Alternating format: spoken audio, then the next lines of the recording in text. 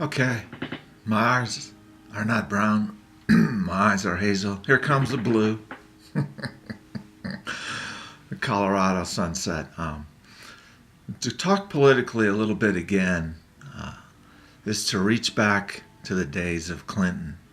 And Clinton didn't start any wars. He just started a great economy. Help wanted signs on every other door. I can't remember the last time I saw a help wanted sign anywhere.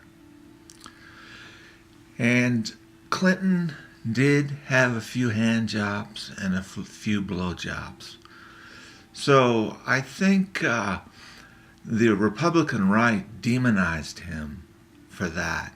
The evangelicals and the fundamentalists demonized, and they deemed that a hand job and a blow job was worse than killing 1 million Iraqis.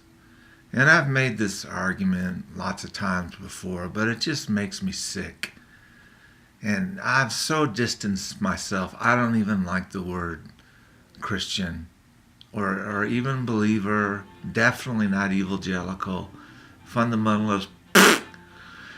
And so I just follow the teachings, try to, of Jesus in the New Testament, And I have blood on my back. I didn't vote the election that G.W.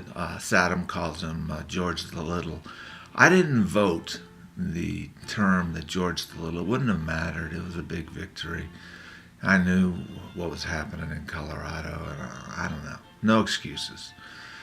But to think of the warped, twisted mind of an evangelical, to think that a blowjob is cause to put a Republican psychopath, a Republican war criminal into office, it just utterly and completely makes me sick.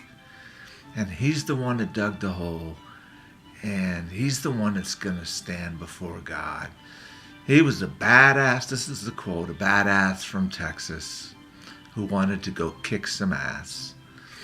It's a book that came out not too long ago, Towards the Fire, I think the name of the title is, one of his inner circle men.